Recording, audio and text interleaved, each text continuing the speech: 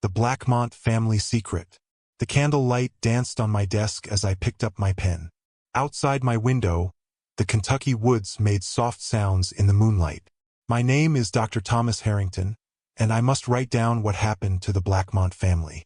This story is so strange that people might think I'm crazy. But I saw it all with my own eyes.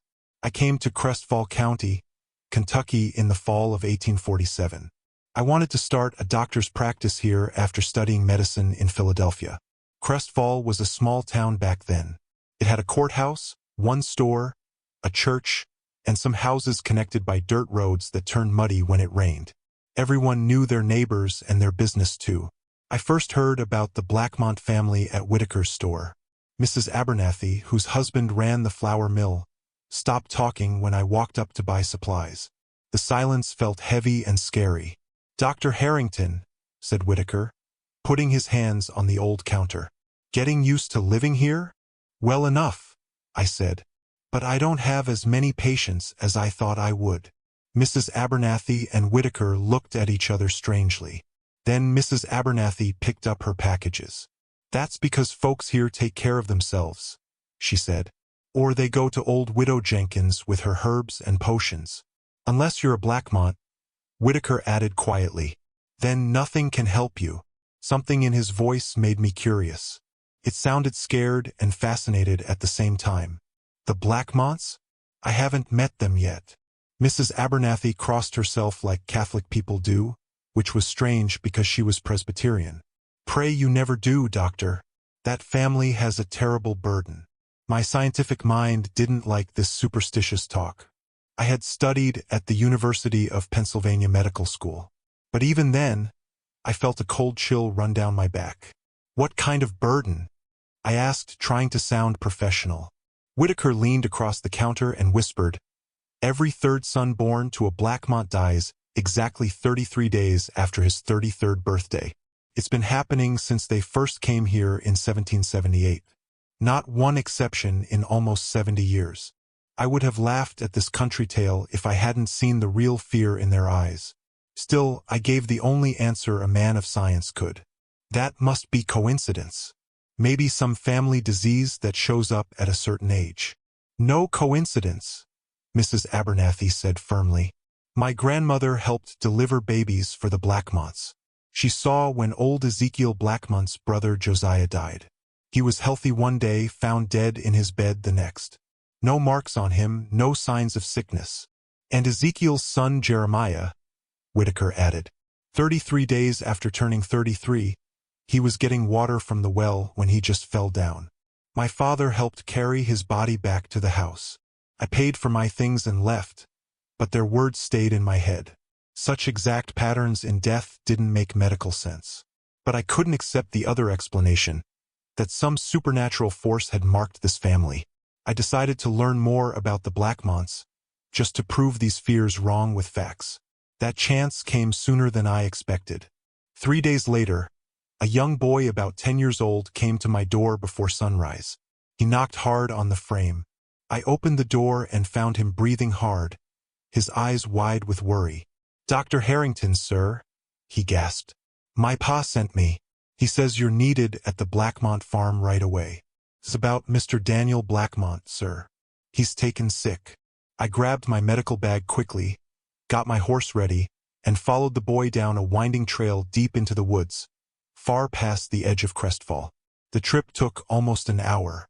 The path got narrower and less clear until we came to a clearing where the Blackmont homestead stood. It was impressive. Not the rough cabin I expected, but a big 2-story house made of solid wood with a stone chimney and glass windows. Around it were well-kept fields, a large barn, and other buildings.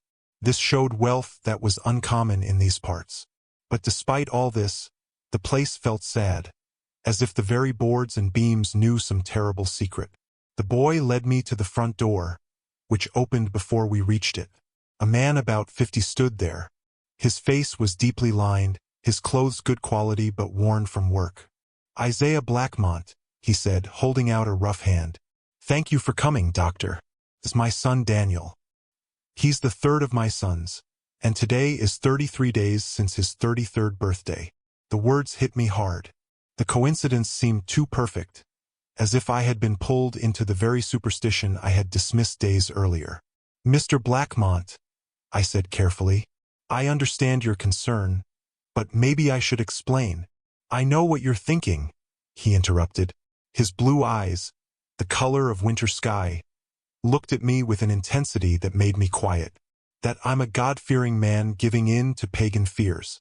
But you don't understand what we've been through, what we've seen." He led me through the house, which was nicely furnished with furniture that must have cost a lot, brought from Louisville or even Cincinnati. The walls had family portraits, serious faces looking out from gold frames. Generations of Blackmonts staring into futures they would never see. Daniel's room was on the second floor at the end of a long hallway. The windows were open to let in the autumn breeze, but the air felt thick and heavy. Daniel himself was a striking man, tall and broad-shouldered like his father, with the same piercing blue eyes, though now they were clouded with what looked like fever. "He woke up complaining of chest pains," Isaiah explained. Then the shaking started. Daniel's wife Emma sat beside the bed. Her thin fingers were wrapped around her husband's hand. She was a beautiful woman with reddish-brown hair pulled back simply. Her face was pale with worry. "It's the same," she whispered, looking not at me but at her father-in-law. "Just like you described with the others." I set my bag down and approached the bed. "Mrs. Blackmont, Mr. Blackmont, I need to examine him." My examination found symptoms that puzzled me. Daniel's heartbeat was fast but strong. His breathing was hard but not blocked. His skin was hot to touch, but he complained of being deeply cold.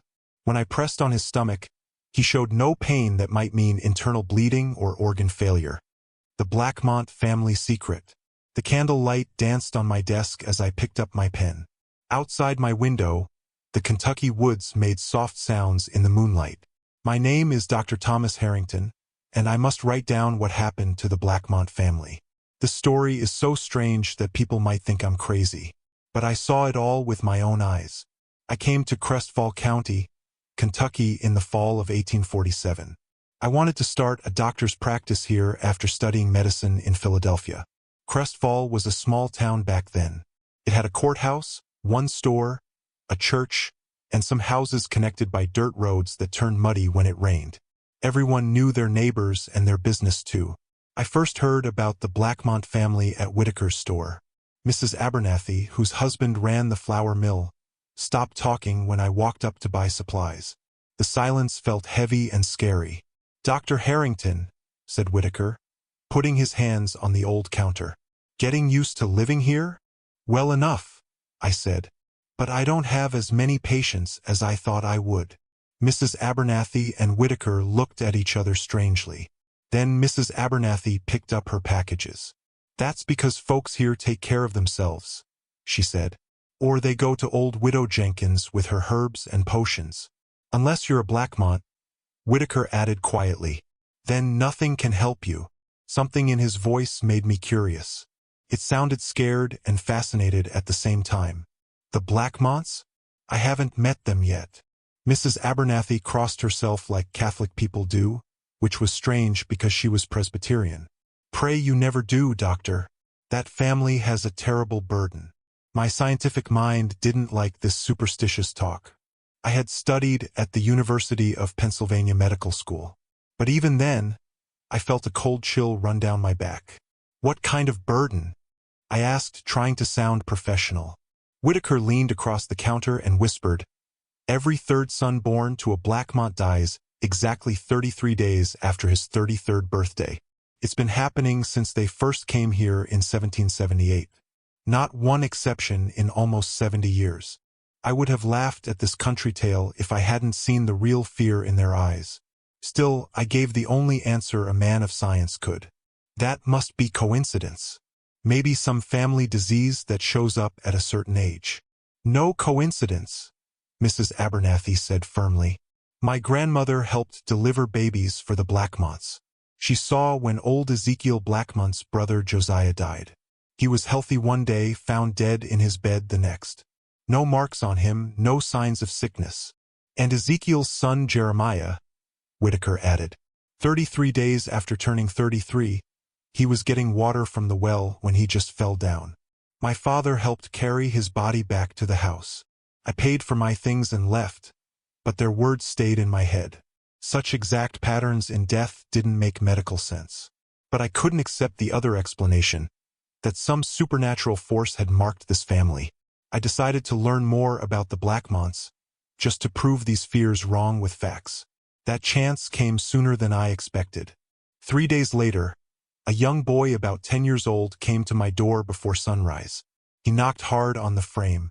I opened the door and found him breathing hard, his eyes wide with worry. "Dr. Harrington, sir," he gasped. "My pa sent me. He says you're needed at the Blackmont farm right away. It's about Mr. Daniel Blackmont, sir. He's taken sick." I grabbed my medical bag quickly, got my horse ready, and followed the boy down a winding trail deep into the woods, far past the edge of Crestfall. The trip took almost an hour. The path got narrower and less clear until we came to a clearing where the Blackmont homestead stood. It was impressive. Not the rough cabin I expected, but a big 2-story house made of solid wood with a stone chimney and glass windows. Around it were well-kept fields, a large barn, and other buildings. This showed wealth that was uncommon in these parts. But despite all this, the place felt sad, as if the very boards and beams knew some terrible secret. The boy led me to the front door, which opened before we reached it. A man about 50 stood there. His face was deeply lined, his clothes good quality but worn from work. "Isaiah Blackmont," he said, holding out a rough hand. "Thank you for coming, doctor. This is my son Daniel. He's the third of my sons, and today is 33 days since his 33rd birthday." The words hit me hard. The coincidence seemed too perfect, as if I had been pulled into the very superstition I had dismissed days earlier. "Mr. Blackmont," I said carefully, "I understand your concern, but maybe I should explain." "I know what you're thinking," he interrupted. His blue eyes, the color of winter sky, looked at me with an intensity that made me quiet. "That I'm a God-fearing man giving in to pagan fears. But you don't understand what we've been through, what we've seen." He led me through the house, which was nicely furnished with furniture that must have cost a lot, brought from Louisville or even Cincinnati. The walls had family portraits, serious faces looking out from gold frames. Generations of Blackmonts staring into futures they would never see. Daniel's room was on the second floor at the end of a long hallway. The windows were open to let in the autumn breeze, but the air felt thick and heavy. Daniel himself was a striking man, tall and broad-shouldered like his father, with the same piercing blue eyes, though now they were clouded with what looked like fever. "He woke up complaining of chest pains," Isaiah explained. Then the shaking started. Daniel's wife Emma sat beside the bed. Her thin fingers were wrapped around her husband's hand. She was a beautiful woman with reddish-brown hair pulled back simply. Her face was pale with worry. "It's the same," she whispered, looking not at me but at her father-in-law.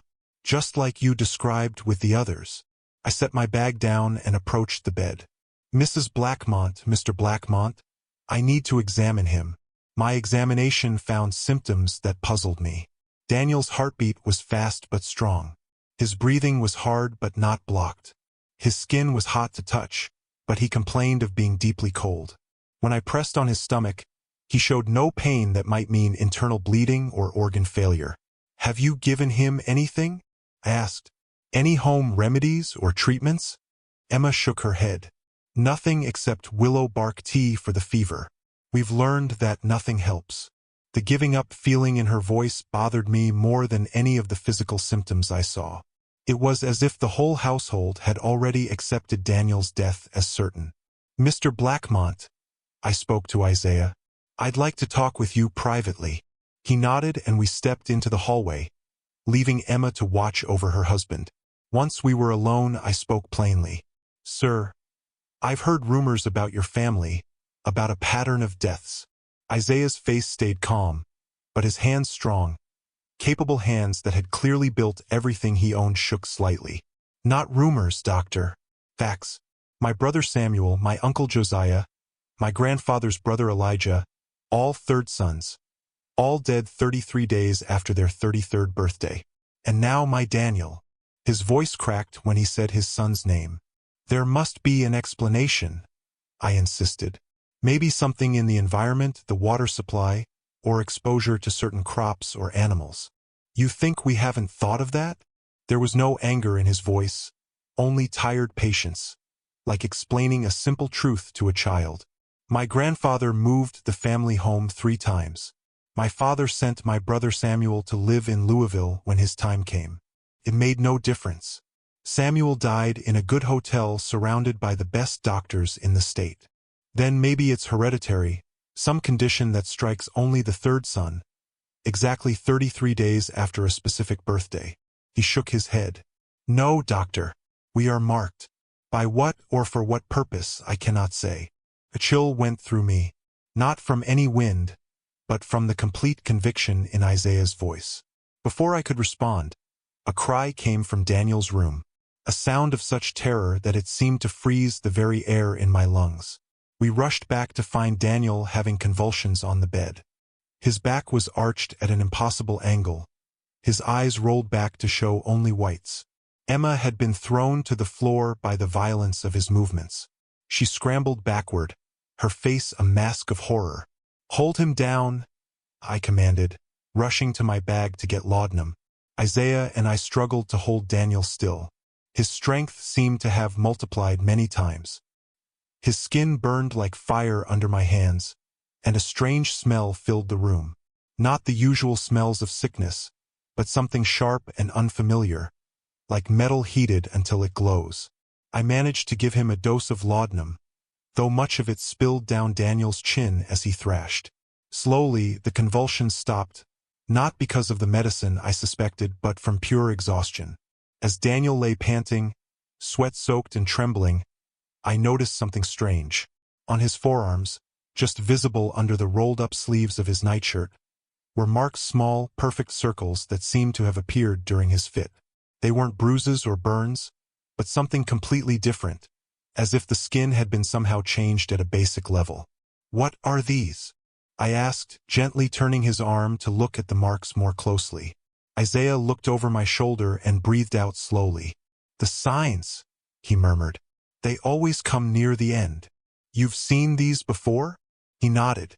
On Samuel, and my father described them on Josiah. I touched one of the marks carefully. The skin felt different there, cooler than the surrounding flesh and slightly hardened like scar tissue, though Daniel had not been injured.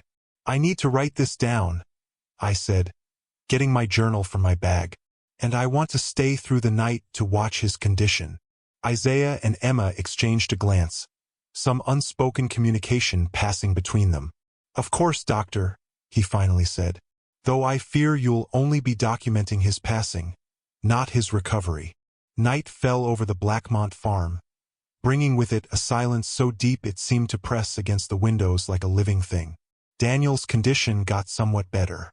His breathing became regular and the fever seemed to go down. I kept watch, making notes by candlelight while Emma dozed in a chair on the other side of the bed, her hand never leaving her husband's. Isaiah had gone to his study after showing me to a guest room where I could rest later, though I had no intention of sleeping while my patient was in such danger.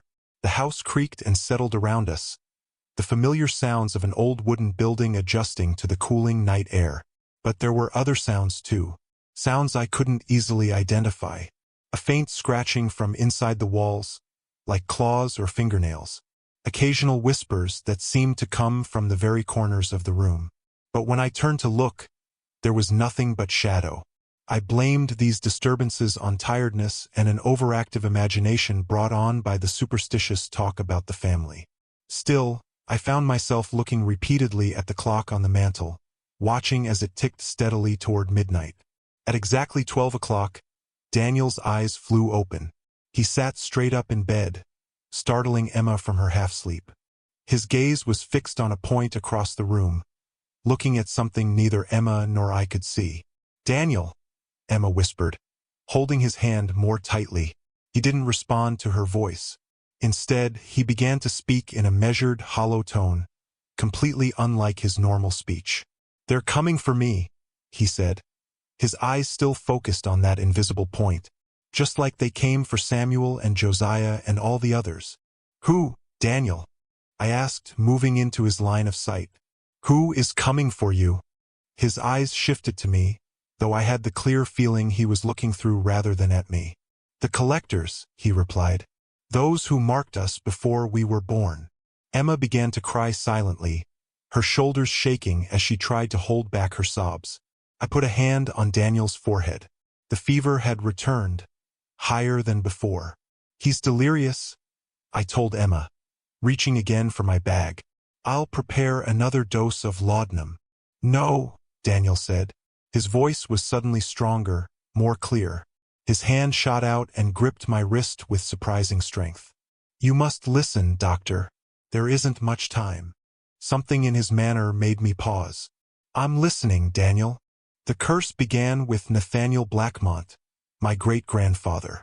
In 1778, he and his brothers came to these lands when they were still part of Virginia. The winter was harsh. Game was scarce. They were starving. Daniel paused, his breathing labored. The marks on his arms seemed to darken as he spoke. They found a cave in the hills to the north. Inside was something, not a man, though it walked like a man. It offered them prosperity. Rich lands, healthy children, success in all endeavors. In exchange, it would take only one thing, the life of every third son, 33 days after his 33rd year. Daniel, please, Emma begged. Don't speak of it. Save your strength. He continued as if he hadn't heard her. Nathaniel's brother William argued against it, but his other brother James was convinced. 2 against 1. They sealed the pact with blood. Their blood mixed with the creature's liquid. I should have dismissed this as the ramblings of a dying man. But I found myself captivated, drawn into the story despite my rational mind's protests. The Blackmonts prospered as promised. Our lands grow crops when others fail. Our cattle grow fat on grass that would starve other herds. Our children are born healthy and strong. His grip on my wrist tightened painfully. But every third son bears the mark in his blood. And when the 33rd day after his 33rd birthday arrives, they come to collect what is owed. Who comes, Daniel? I asked, unable to stop myself. The collectors, the creature's servants. They take what was promised. Not just our lives, but something else. Something they extract while we still breathe. A violent shudder passed through him, and he released my wrist, falling back against the pillows. The marks on his arms had spread, now visible on his neck as well, creeping upward like some evil vine. Daniel, I said firmly, trying to draw him back from whatever abyss his mind was approaching. You're having hallucinations brought on by fever. These stories, these beliefs, they've become fixed in your thoughts because of your family's history. He smiled faintly, his eyes clearing for a moment. You're a man of science, doctor. I understand your doubt. I shared it once. But science has its limits. Some truths can only be learned through experience. His gaze shifted to Emma, and his expression softened. My love, it will be soon now. You must promise me something. She leaned closer, tears streaming down her face. Anything, Daniel. Our son, if we are blessed with a third, you must take him far from here. To the west, perhaps beyond the Mississippi. The curse may not follow there. Don't talk about dying, she begged. The doctor is here. He'll help you. Daniel's eyes found mine again. In them I saw not fear but acceptance. You cannot help me, doctor, but you can be a witness. Watch and learn. Perhaps someone with your knowledge can find a way to break the cycle, to save future generations. Before I could respond, a gust of wind swept through the room, though the windows were now closed. The candles flickered and dimmed, casting strange, long shadows across the walls. The temperature dropped so fast that our breath became visible in pale clouds. And then I heard it, a sound that I cannot properly describe. A sort of rhythmic clicking, like bones knocking together, mixed with a high, thin whistle that hurt the ears like physical pain. It seemed to come from everywhere and nowhere at once. They're here, Daniel whispered, his face showing a mixture of terror and terrible acceptance. Emma screamed, pointing to the darkest corner of the room. I turned, following her gaze, And for an instant, just the smallest fraction of a second, I thought I saw something. A shape that made no sense to the human eye, a jumble of limbs and angles that couldn't be properly understood. Then it was gone, if it had ever been there at all. But the cold remained, and that awful sound growing louder now. Daniel began to convulse again, more violently than before. I rushed to his side, trying to hold him still, to prevent him from hurting himself. Emma joined me, her face white with terror, but her actions determined as she helped hold her husband.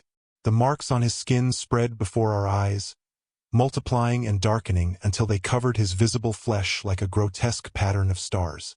His back arched, lifting him almost completely off the bed despite our efforts to hold him down. And then, most terribly, his chest began to rise in a way no human chest should, as if something under his breastbone was pushing upward, stretching the skin to a thin, see-through thinness. God in heaven! I gasped, releasing Daniel and stumbling backward. What is happening to him? Emma clung to her husband, sobbing his name over and over, but he could no longer hear her. His eyes had rolled back, showing only whites, and a froth of blood-tinged spit leaked from the corners of his mouth. Isaiah burst into the room, probably drawn by Emma's screams. He took in the scene with a single glance and moved with surprising speed for a man his age, pulling Emma away from the bed just as Daniel's convulsions reached their peak. "Don't look," he commanded, pressing her face against his chest. "Don't watch it happen." But I could not turn away. As a doctor, I had seen death in many forms: the slow wasting of consumption, the sudden violence of accidents, the merciful release after long suffering. None had prepared me for what happened in that room. Daniel's body went rigid, every muscle tensed to the breaking point. The skin of his chest stretched further, bulging obscenely outward as if some creature sought escape from within. The marks on his flesh began to glow with a sickly light, casting the room in an unearthly glow.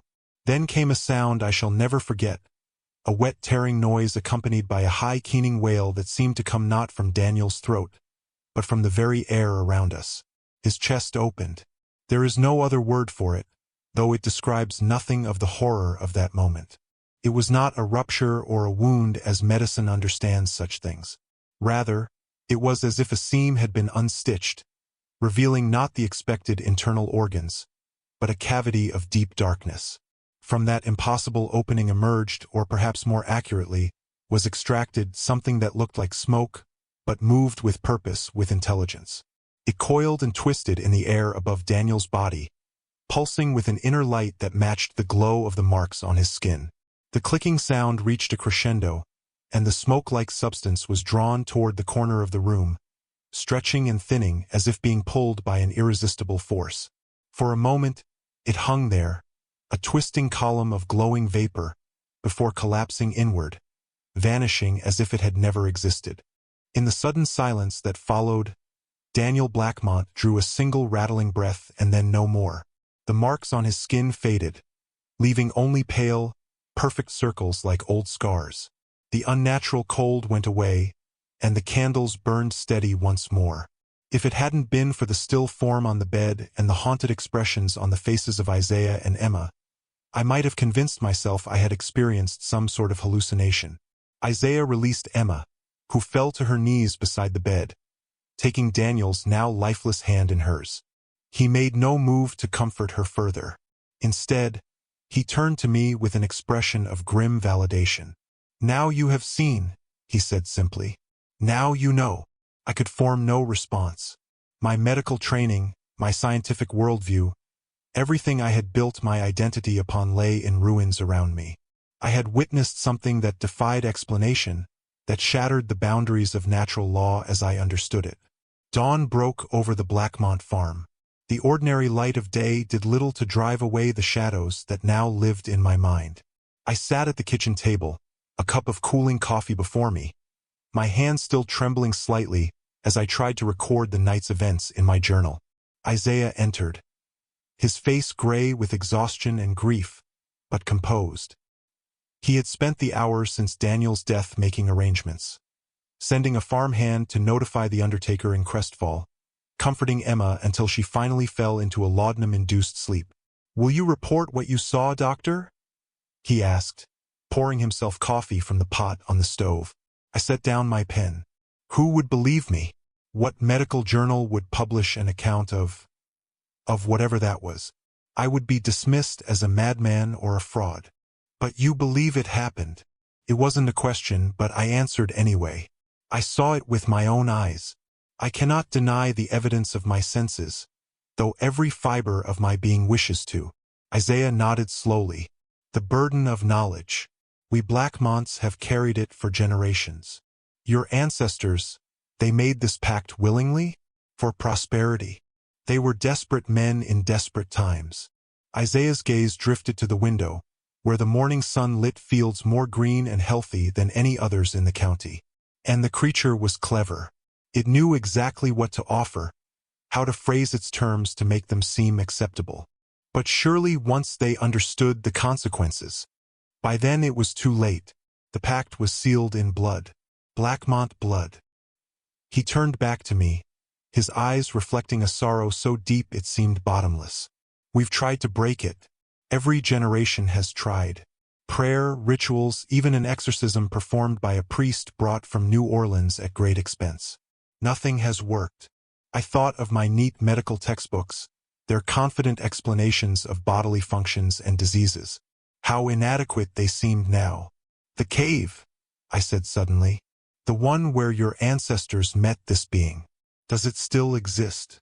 A shadow passed across Isaiah's face. It exists, though none of us have dared enter it since that winter in 1778. Perhaps the answer lies there. Some clue to breaking this curse. Or perhaps to strengthening it further through renewed contact. Isaiah countered. We cannot take that risk. I wanted to argue, to insist that investigation was the only path forward. But the memory of what I had witnessed silenced me. Isaiah was right to be cautious. Whatever power held the Blackmonts in its grip was beyond my comprehension, perhaps beyond any human understanding. What will you do now? I asked instead. Isaiah's weathered hands cradled his coffee cup, drawing warmth from it as if to ward off a chill that came from within rather than without. What we have always done. Endure. Continue. My son Jacob and his wife are expecting their first child in the spring. Life goes on, even in the shadow of death. I nodded, unable to offer any comfort or solution, acutely aware of my own helplessness in the face of forces I could neither explain nor combat. We sat in silence for a time, two men contemplating mysteries beyond our grasp. Eventually, Isaiah spoke again, his voice low but determined. I have a request, Doctor. One that may seem strange, but I ask it with the utmost seriousness. Name it, I replied. Keep a record of what you've witnessed. Hide it if you must, but ensure it survives you. Someday someone may find a way to help us. Knowledge, even of the inexplicable, may be our only hope. I gave him my solemn word, though privately I wondered if such knowledge was not better lost, buried with Daniel Blackmont and the others who had suffered the same fate. Later that morning I prepared to leave. The undertaker had arrived with his assistant, and Emma had emerged from her drugged sleep to begin the rituals of mourning. The Blackmont farm was filling with neighbors bringing food and condolences, their wary glances suggesting they knew all too well what had occurred, even if they would never speak of it openly. As I saddled my horse, a small figure approached from the direction of the orchard, a boy of perhaps 12, with the unmistakable Blackmont blue eyes. One of Daniel's nephews, I presumed, watching as he carried a basket of freshly picked apples toward the house. Isaiah appeared at my side. My grandson William, he said, following my gaze. Jacob's boy. His mother died giving birth to him. The boy noticed us and changed his course, approaching with a solemn expression that seemed too old for his young face. Grandfather, he greeted Isaiah, then turned to me. You're the doctor from town. Dr. Harrington, I confirmed. I'm sorry about your uncle, William. He nodded, his eyes downcast. It always happens. The third sons always die. The matter-of-fact acceptance in his voice chilled me more than any superstitious fear could have. William, Isaiah chided gently. "Take those apples to Mrs. Abernathy in the kitchen." The boy obeyed, but not before giving me one last look, a penetrating gaze that seemed to assess my worth and find it uncertain. Isaiah watched him go, a complex emotion playing across his features. He's a bright boy, too bright, perhaps. Asks questions I cannot answer. Does he know about the pact? Only in general terms. The specific details are shared only with the men when they reach adulthood. Isaiah's hand rested briefly on my shoulder. "Safe journey, Doctor. And remember your promise." I rode away from the Blackmont farm with a sense of escaping something I could not name. Yet even as the distance grew, I knew I would never truly leave that place behind. What I had witnessed would remain with me, a splinter in my mind that would fester and burn until I found some way to extract it, or until it worked its way deeper, becoming a part of me. In the weeks that followed, I threw myself into my practice, grateful for the ordinary ailments that required nothing more than standard treatments and normal human comfort. I spoke to no one of what I had seen in that upstairs bedroom, though occasionally I caught Mrs. Abernathy or Mr. Whitaker studying me with knowing eyes when I visited the general store. I kept my promise to Isaiah, recording my observations in a separate journal that I locked away in a strongbox beneath my bed.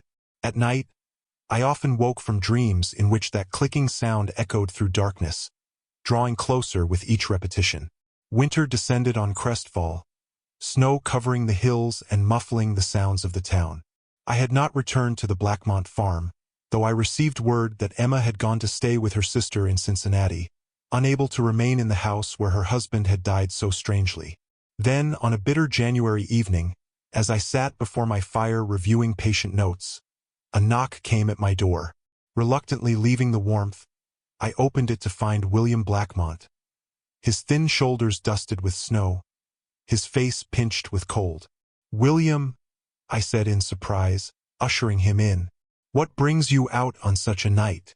Is someone ill?" He removed his cap, revealing hair as dark as his grandfather's had once been, according to the portraits I'd seen. "No, sir. I came to speak with you about Uncle Daniel." I gestured to a chair near the fire. "Sit and warm yourself. Have you eaten? I can offer soup or bread and cheese." "No, thank you, sir." He perched on the edge of the chair, his back straight, his manner serious beyond his years. "I need to know what you saw that night. Grandfather won't speak of it, and Father says I'm too young to understand." I hesitated, uncertain how to respond. The boy had clearly traveled some distance in dangerous conditions to ask these questions. To dismiss him seemed cruel, yet to burden a child with the horror I had witnessed seemed equally wrong. "William, what happened to your uncle was difficult to explain, even for a doctor. Was it the curse?" he asked directly. "The one that takes every third son?" So much for Isaiah's claim that the boy knew only generalities. "Who told you about that?" "No one had to tell me. I can count. And I can read the family Bible with all the births and deaths marked inside." His blue eyes, so like his uncle's, held mine steadily. "I'm the third son, Dr. Harrington. My mother bore 2 boys before me who died as infants. Their names are in the Bible too." The implications struck me with physical force. This child, this serious, intelligent child, believed himself marked for the same fate that had claimed Daniel and the others before him. "William, you can't know that the same pattern will continue. Many such superstitions fade over time." "It's not superstition," he replied with absolute conviction. "It's a pact, a bargain made by Nathaniel Blackmont with something that lived in a cave." I stared at him, stunned by his knowledge. "Who told you this?" "I listened at doors," he admitted without shame. "And I found letters in the attic correspondence between my great-grandfather and a man in New Orleans who claimed to know how to break such bargains. It didn't work, obviously." Despite the gravity of the conversation, I found myself impressed by the boy's methodical investigation of his family's curse. He had the mind of a natural scientist or detective. "What else have you discovered in your research?" I asked, deciding to treat him as the intelligent being he clearly was, rather than a child to be protected from unpleasant truths. William leaned forward, warming his hands by the fire. "The deaths always follow the same pattern. fever, strange marks on the skin, and then he faltered for the first time. Something is taken from them. Something inside. And you want to know if that's what I saw happen to your uncle? He nodded, his expression a mixture of dread and determination. I sighed heavily, pouring myself a small measure of whiskey from the decanter on my desk. I offered none to William, of course. He was still a child despite his precocity. Yes, I finally said. That is what I witnessed, though I cannot explain it in medical terms or indeed in any rational framework. Rather than appearing frightened by this confirmation, William seemed almost relieved. Then it's real. Not just stories. It's real, I confirmed, though I wish for your sake it were not. I need to see the cave, he declared, his young voice suddenly filled with purpose. The source of it all. I nearly choked on my whiskey. Absolutely not. Your grandfather specifically mentioned the danger of approaching that place. But don't you see? William stood, pacing before the fire with the energy of youth and conviction. All these generations, and no one has tried to confront it directly. They've used intermediaries, priests, conjure women, letters to experts. But no Blackmont has returned to the cave since the original pact. For good reason, I suspect. I set down my glass. William, whatever dwells there, whatever your ancestors encountered, is beyond our understanding. It's not something a boy of 12 should confront. I won't always be 12, he replied with simple logic. And I don't intend to die at 33 without at least trying to break this curse. His determination moved me deeply. Here was a child already contemplating his death, planning decades ahead to avert a fate he saw as inevitable. William, I said gently, you have many years before you need concern yourself with this. The immediate risk to you is catching pneumonia from traveling in this weather. Let me take you home. You won't help me then. It wasn't a question, but a disappointed statement. I didn't say that. I rose and retrieved my coat from its hook. I'll help you, but not by encouraging a child to seek out supernatural dangers. Let me take you home, and in the coming years we can research this matter thoroughly. Together, with your grandfather's knowledge and approval. William considered this compromise, his young face serious in the firelight. You promise to help me find a way to break the curse? I promise to try. I qualified. I cannot guarantee success where generations have failed. But 2 inquiring minds are better than 1. This seemed to satisfy him, and he nodded, retrieving his snow-dusted cap. As we prepared to leave, he turned to me with one final question. Dr. Harrington, do you believe in God? The non sequitur caught me off guard. I was raised in the church. Yes. And do you believe he would allow such a curse to exist? To punish innocent children for the sins of their ancestors. The theological implications were profound and troubling. I believe, I said carefully, that there are mysteries in this world that neither science nor religion has fully explained. But I also believe in the power of human determination and intelligence to overcome even the most daunting challenges. William absorbed this, his expression thoughtful. Then perhaps that's our answer. Not prayer alone, nor science alone, but both together. Perhaps, I agreed, impressed again by his insight. Now let's get you home before your grandfather sends out a search party. The journey to the Blackmont farm was slow and difficult through the snow-covered trails. William rode behind me on my horse, his small arms wrapped around my waist for safety. Despite the bitter cold, I felt a strange warmth in my chest, a sense of purpose I had not experienced since my first days of medical training, when I believed science could solve any problem, heal any wound. We arrived to find the household in chaos. Servants and family members were searching the grounds with lanterns. Isaiah himself was getting on a horse, his face drawn with worry, when we approached the barn. "William!" he cried, getting off his horse with surprising speed. "Where have you been, boy? We've been half mad with worry." "I went to see Dr. Harrington, grandfather," William replied, sliding from my horse's back. "About Uncle Daniel. About the curse." Isaiah's relief turned to anger, then to tired acceptance. He looked up at me, still seated on my mare. You told him then. He already knew most of it, I replied. He's a remarkably smart young man. Too smart for his own good, Isaiah muttered. But there was pride beneath the frustration. He turned to William. Get inside before you freeze. Your father is beside himself. William obeyed, but not before giving me a meaningful look, a reminder of our agreement to work together on understanding and potentially breaking the family curse. When he had gone, Isaiah turned to me. This is dangerous ground, Doctor. The boy is already too focused on his supposed fate. I would not have you encourage such morbid fascinations. With respect, Mr. Blackmont, I replied. Hiding knowledge rarely leads to its destruction. William will continue his investigations with or without adult guidance. Would you not prefer he have a rational influence to guide his curiosity? Isaiah considered this, stroking his beard thoughtfully. You may be right, he agreed. But proceed with caution. The curse is real, as you've seen with your own eyes, and knowledge of it carries its own dangers.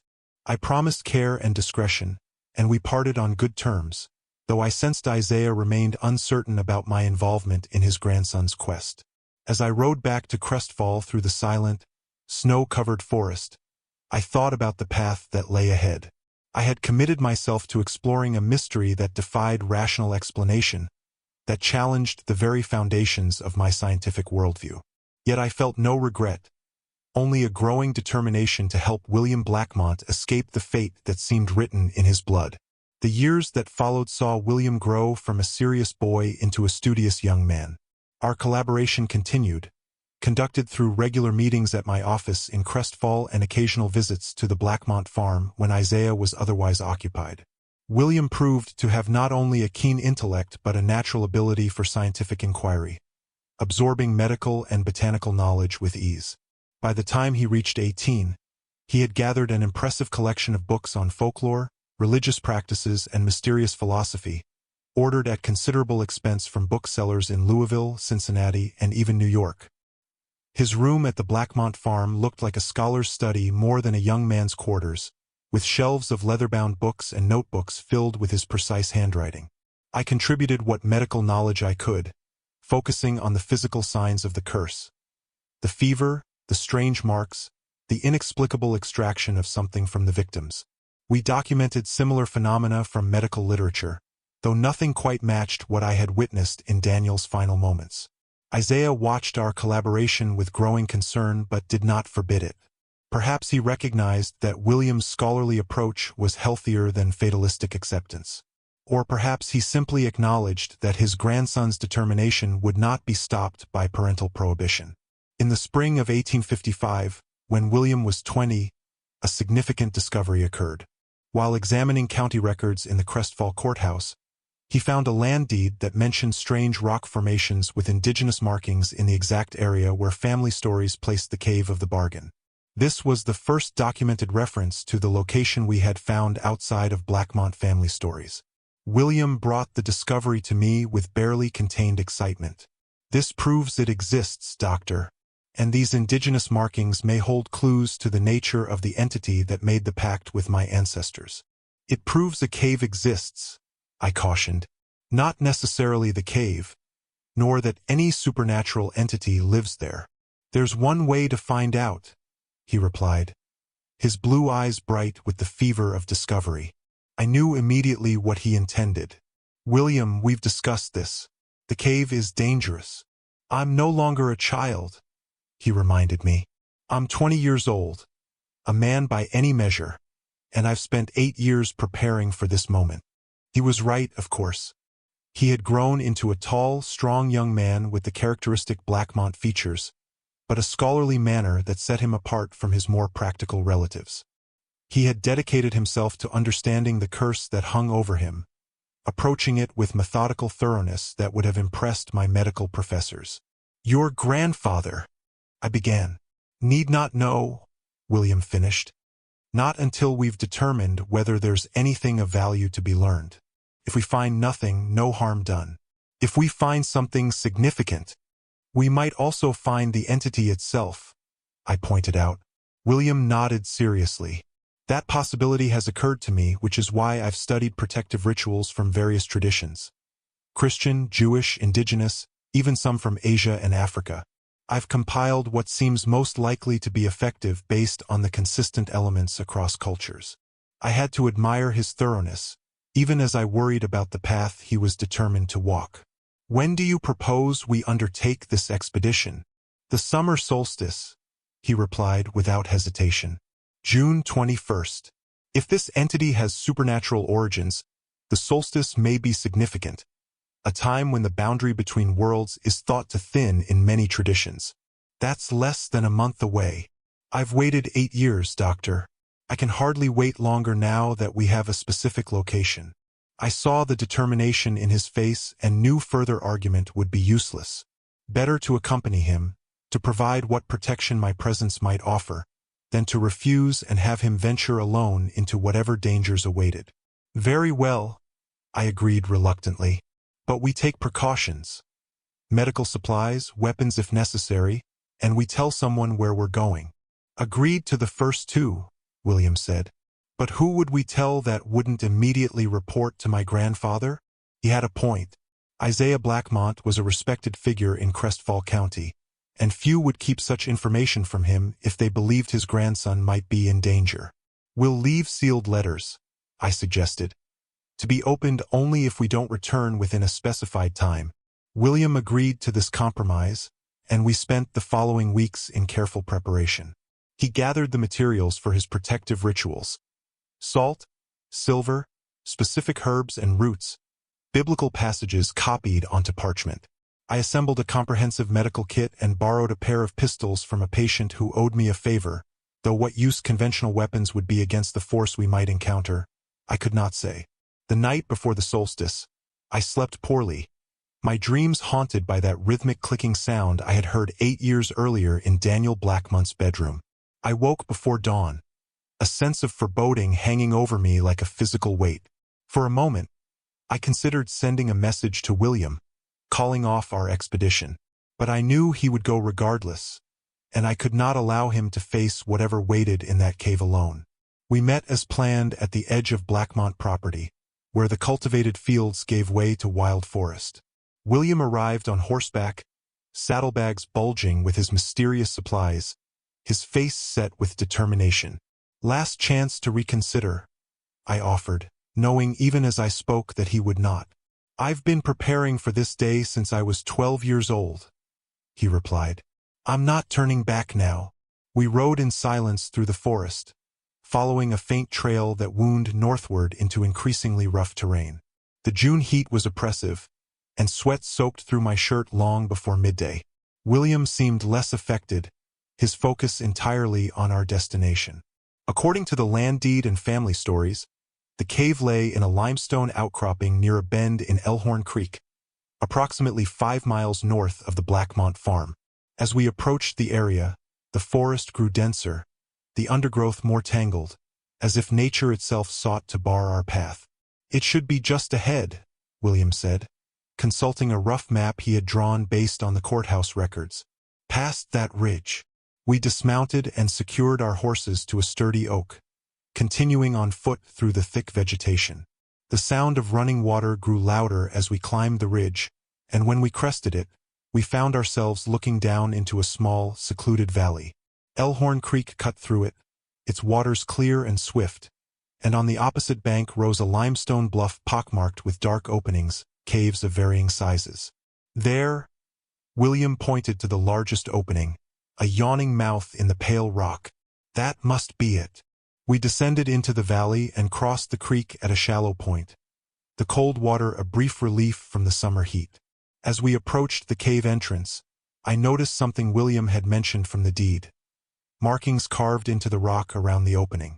They were weathered by time but still visible spirals, stick figures in strange poses, and symbols that resembled no alphabet I recognized. William traced one of the carvings with his fingertips. These are old, he murmured. Far older than European settlement. The indigenous peoples knew this place was significant, or dangerous, I suggested. He nodded, acknowledging the point. Let's proceed with the protective measures before we enter. William unpacked his saddlebag, laying out his collected items with the care of a surgeon preparing instruments. He began by creating a circle of salt mixed with crushed herbs around us, reciting what sounded like Latin prayers as he worked. Next came small silver objects, coins, a pendant, even a thimble placed at cardinal points around the circle. These materials appear in protective rituals across multiple cultures, he explained as he worked. Silver, salt, sacred herbs, prayers of warding.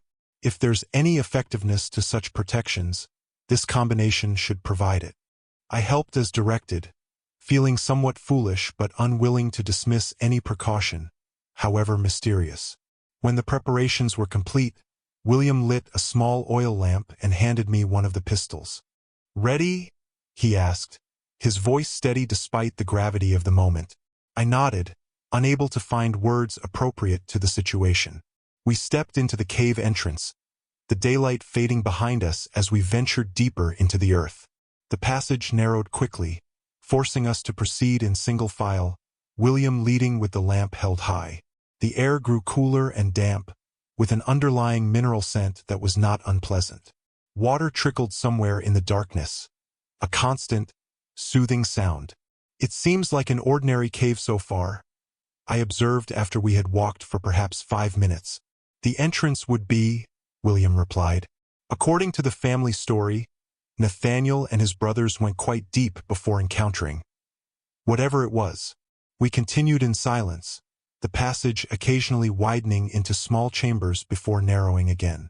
I began to wonder if we had somehow taken a wrong turn, if the cave described in Blackmont family lore was a different one entirely, when William suddenly halted. "Listen," he whispered. I strained my ears and heard it, a faint rhythmic sound echoing through the stone corridor. Not the innocent trickle of water, but something deliberate, something familiar. Clicking.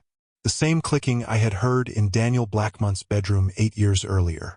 "We should go back," I said, my voice sounding strange in the confined space. "Now, William." He shook his head, his face eerily lit by the lamp's glow. "We've come too far to turn back at the first sign of whatever this is. We need answers." Before I could argue further, he pressed on, following the clicking sound deeper into the cave system. I had no choice but to follow, unwilling to leave him alone. The passage widened suddenly, opening into a large chamber with a high ceiling lost in darkness. William raised the lamp, its light reflecting off the mineral-encrusted walls in 1,000 glittering points. In the center of the chamber stood a formation that nature alone could not have created. A crude altar of flat stones piled atop one another, surrounded by what appeared to be very old, blackened bones. "Animal sacrifices," William murmured, examining the bones without touching them. "Deer, mostly, from the look of the skulls." The clicking had stopped when we entered the chamber, leaving an expectant silence broken only by the distant drip of water. I felt watched, though when I turned to scan the shadowed recesses of the walls, I saw nothing. William approached the stone altar cautiously, holding the lamp close to examine its surface. "There's something carved here," he said. "Names, I think." I joined him, squinting at the crude letters etched into the top stone. 3 names were visible, weathered by time but still readable. Nathaniel Blackmont, James Blackmont, William Blackmont. "The 3 brothers," William said softly. "My namesake among them." Below the names was a series of marks, 33 vertical lines crossed by another line, forming groups of 5 with 3 remaining. Beneath these was a crude drawing that made my blood run cold. A human figure with its chest open, something being drawn out of the cavity. "This is it," William whispered, a mixture of triumph and dread in his voice. "Proof of the pact. Proof that someone carved a record of it." "Proof that someone carved something," I cautioned. "Not necessarily proof of supernatural intervention." Even as I spoke, I knew I was clinging to rational explanations in the face of mounting evidence to the contrary. I had seen with my own eyes what happened to Daniel Blackmont, a phenomenon no medical science could explain. William set the lamp on the altar and reached into his coat, withdrawing a small leather pouch. "I brought something," he said, A possible countermeasure. William, what are you doing? He opened the pouch, revealing a fine gray powder. Iron filings mixed with salt and crushed rowan berries. In multiple traditions, iron disrupts supernatural influences. Before I could object, he sprinkled the mixture over the altar and the carved names. For a moment, nothing happened. Then, so faintly that I thought I might be imagining it, the chamber filled with a low humming sound, like a distant swarm of bees. The temperature dropped sharply, our breath fogging in the suddenly frigid air. The lamp flame sputtered and dimmed, casting wild shadows across the chamber walls. And then it began, that awful clicking sound, louder now, coming from everywhere and nowhere at once. It formed a pattern almost like language, though no human tongue could produce such sounds. "We should leave," I urged, gripping William's arm. "Now, before." "No," he interrupted, shaking off my hand. "This is what I came for. Contact." He stepped back from the altar and spoke loudly, his voice echoing in the chamber. "I am William Blackmont, third son of Jacob Blackmont. I have come to negotiate the terms of the pact made by my ancestors." The clicking intensified, acquiring an almost angry quality. The shadows on the walls began to move independently of the lamp's flickering light, stretching and twisting into shapes that defied understanding. "I reject the terms of the original agreement," William continued, his voice steady despite the otherworldly response. "I offer new terms. A wind that should not exist in the depths of a cave whipped around us, carrying that same sharp metallic scent I had detected in Daniel's room years ago. The lamp went out, plunging us into total darkness. "William," I called, reaching blindly for him. My hand found his shoulder, and I felt him trembling beneath my grip, though whether from fear or excitement I couldn't tell. "I'm still here," he replied, his voice tight but controlled. "And so is it." In the pitch darkness, something moved. I couldn't see it, but I felt its presence, a density in the air, a pressure against my skin, as if the very atmosphere had condensed into a semi-solid form. The clicking changed, becoming softer, almost conversational. "It's responding," William whispered. "It understands." "What is it saying?" I asked, though I dreaded the answer. "Not saying. Showing." And suddenly, impossibly, I could see. Not with my eyes, but with some other sense altogether. Images flooded my mind. The cave as it had been in 1778. 3 men huddled in hunger and desperation. A shape emerging from the darkness. Not quite solid, not quite vaporous. Blood dripping onto the stone altar, mixing with a substance that glowed with an inner light. Generations of Blackmont men living, prospering, dying, some peacefully in old age, others violently at 33. The original bargain. William's voice came from beside me, though I could still see nothing with my physical eyes. "It's showing us how it was made." The mental images continued, focusing now on the third sons who had died. I saw them not just at the moment of death, but throughout their lives. Childhood, youth, adulthood, all compressed into flickering snapshots. And I saw what was taken from them. Not their souls, as I had feared, but something else, something more specific. Their creative potential. Each of these men had possessed unusual gifts. Artistic talent, musical ability, mechanical ingenuity, mathematical insight, gifts that were harvested before they could reach full fruition, feeding something that hungered for human creativity more than human life itself. "That's why," William murmured, evidently sharing the same vision. "That's what it wants. Not just lives, but particular lives, those with the spark of creation." The vision faded, leaving us again in physical darkness. The clicking resumed, insistent and questioning. "It wants to know why I've come," William translated, though how he understood this non-language I couldn't fathom. "What I propose." "William," I warned, "don't make any offers. Don't commit to anything." He ignored my caution, addressing the darkness directly. "I propose a final payment," he declared. "One life freely given mine, in exchange for the release of all future Blackmonts from this pact." "No!" I shouted, tightening my grip on his shoulder. "That's exactly what it wants. To take you now rather than wait until you're 33. The clicking intensified, taking on an almost eager quality. The pressure in the air increased, pushing against us from all sides. "It agrees," William said, a note of grim satisfaction in his voice. "One life now for the freedom of all who follow." "You can't trust it," I insisted. "Whatever this entity is, it's bound by no human morality, no human concept of honor. That's why I brought this." William pressed something into my hand, a small leather-bound book. "My journal. Everything I've learned, everything I've theorized. If it breaks faith, use this knowledge. Find another way." Before I could respond, the darkness around us coalesced, becoming so thick it was almost tangible. The clicking rose to a deafening crescendo, and William was torn from my grasp by an unseen force. "William!" I fumbled for the pistol in my coat, but what use was a bullet against shadow and sound? His voice came from several feet away, strained but still determined. "It's all right, Doctor. This is my choice, my sacrifice to end the curse." I heard him gasp, then a sound I recognized from that terrible night in Daniel's bedroom. The wet tearing as something was extracted from within. But there was no scream, no struggle. William had gone willingly. A sudden flare of blue-white light illuminated the chamber, revealing William suspended in midair, his body rigid, his chest, God help me, open in that same impossible way I had witnessed with Daniel. But where Daniel's extraction had produced smoke like tendrils, from William poured a steady stream of golden light, brilliant and somehow heartbreaking in its beauty. The entity was visible now, or as visible as it could be to human eyes. A twisting mass of angles and limbs that made no anatomical sense, constantly shifting in form and size. It absorbed the golden light emanating from William, growing more solid, more present with each passing second.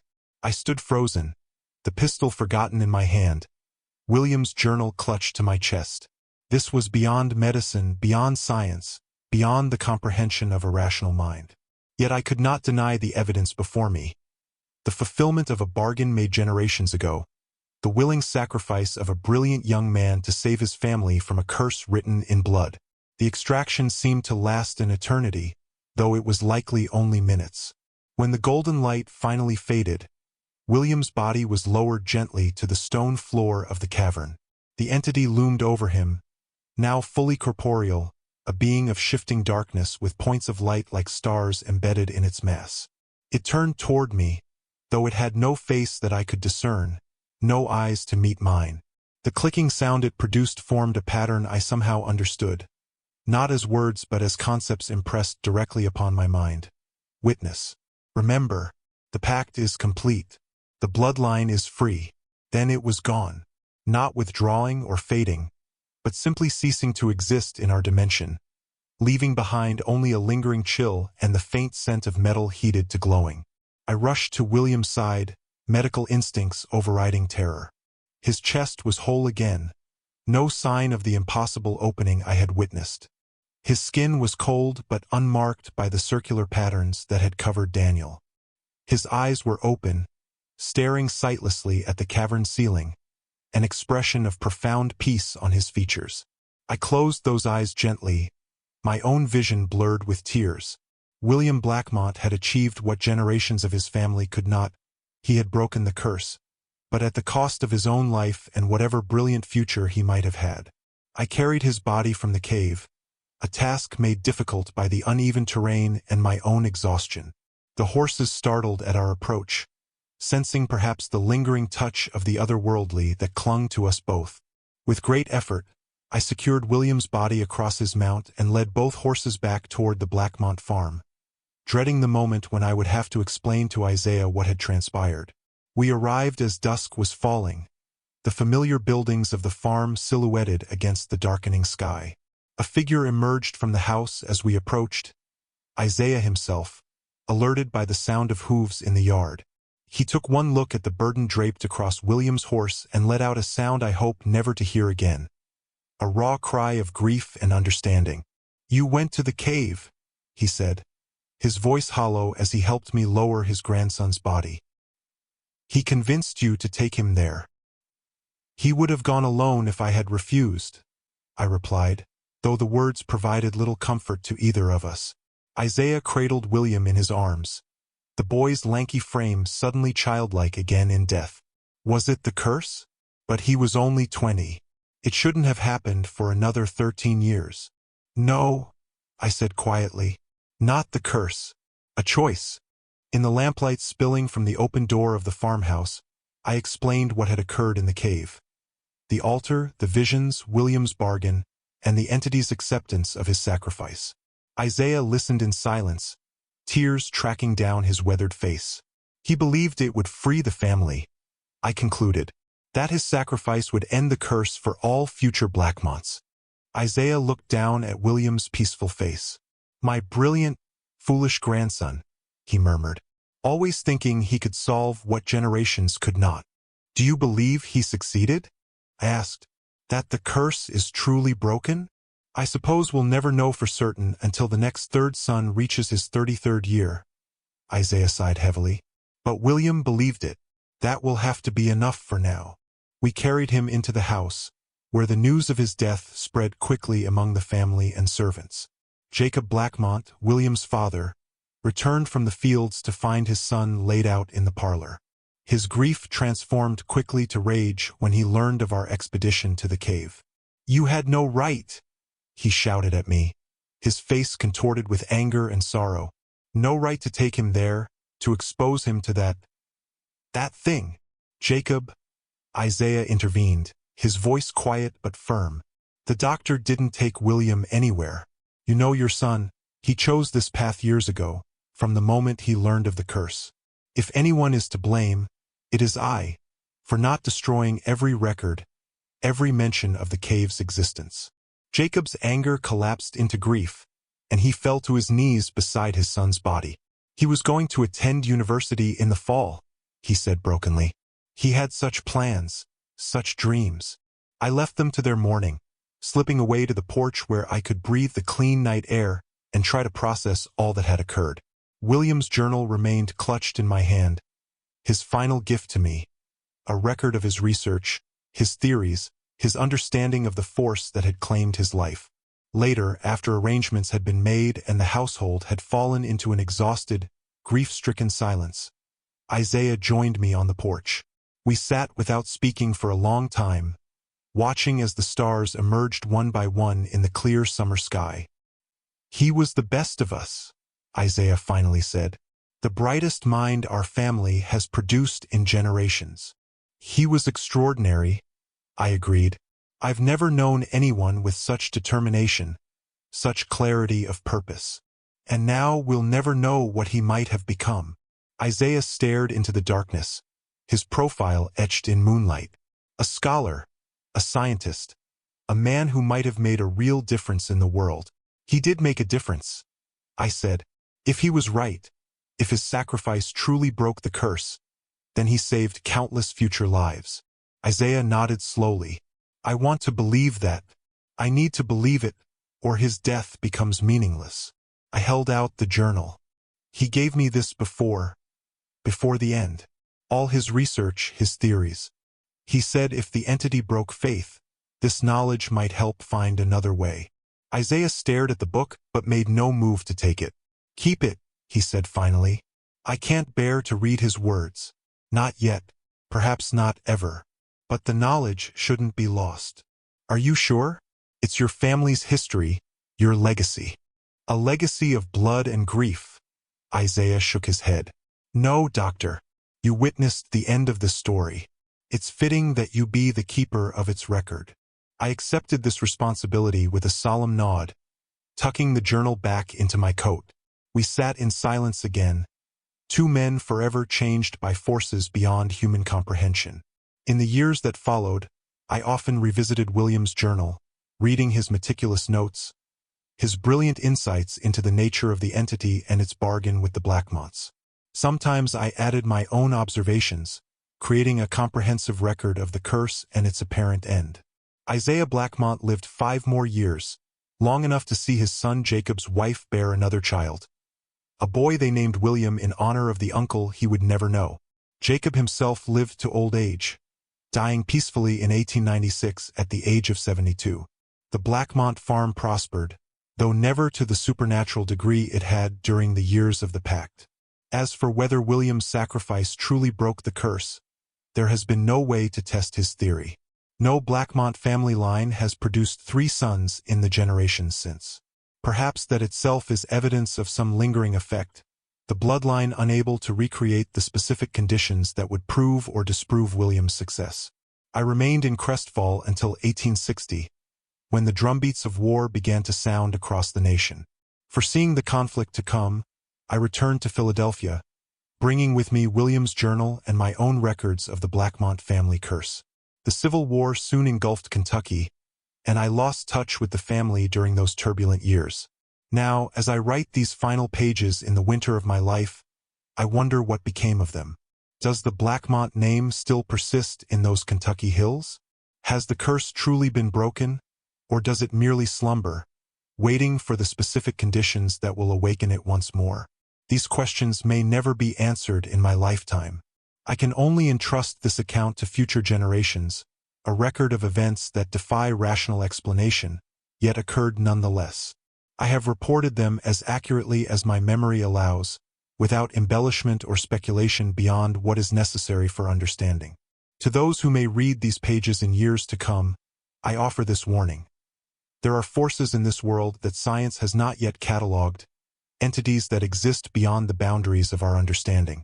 The Blackmont family encountered such a force and paid for that contact in blood and suffering for generations.